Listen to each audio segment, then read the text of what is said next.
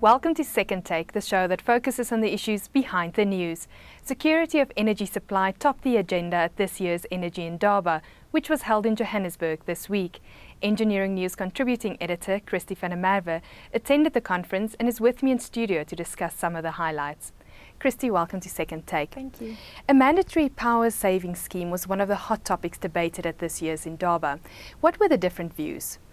Well, obviously there's the Eskom side, and anytime we see any Eskom official in any public speaking capacity, they will tell us how tight the situation is.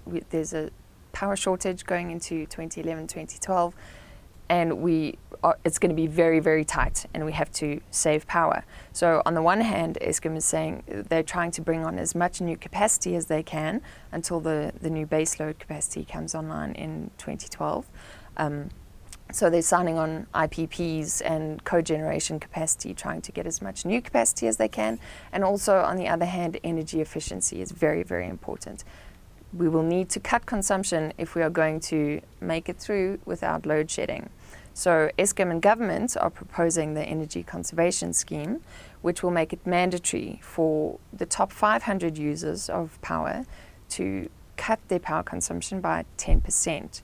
And also, in extreme situations, they would call on these users to shut down some of their consumption. So they're saying that this will definitely promote savings and companies will start using less energy. On the other hand, the top 500 users are saying forcing users to cut consumption is tantamount to load shedding anyway. So, these are the industries that are creating jobs and making products.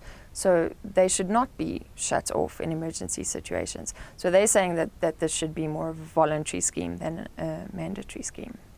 On the regulatory side, was there an update on how the Integrated Resources Plan is progressing? Yes, there was, and it was met with quite a bit of enthusiasm by all the delegates at the conference.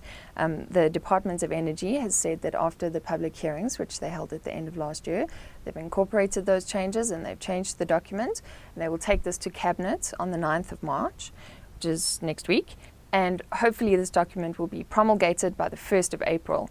So the delegates, as I said, were very enthusiastic about this because this is finally going to give us an idea of the future energy mix of the country going forward.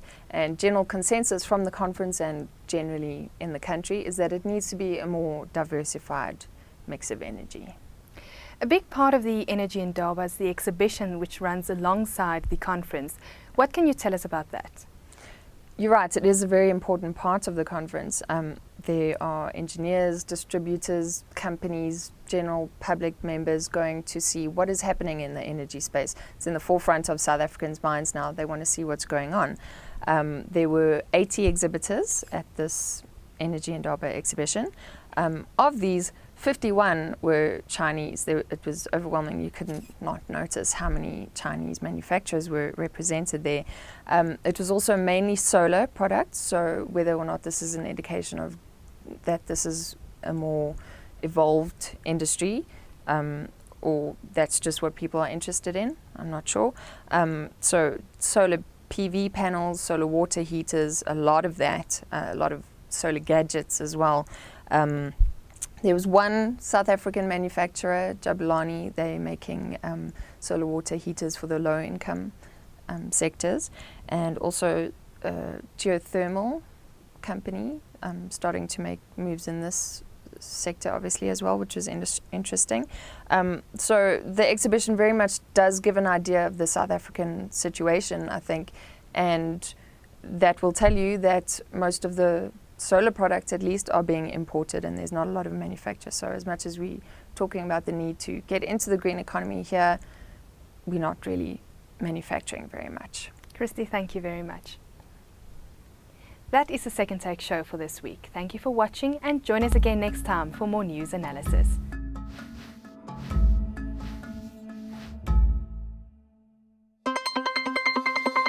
Led by Martin Creamer, Mining Weekly's bureaus in Perth, Johannesburg and Toronto deliver unrivaled global coverage of the resources industry and the companies shaping it. Creamer Media's Mining Weekly for mining news around the clock.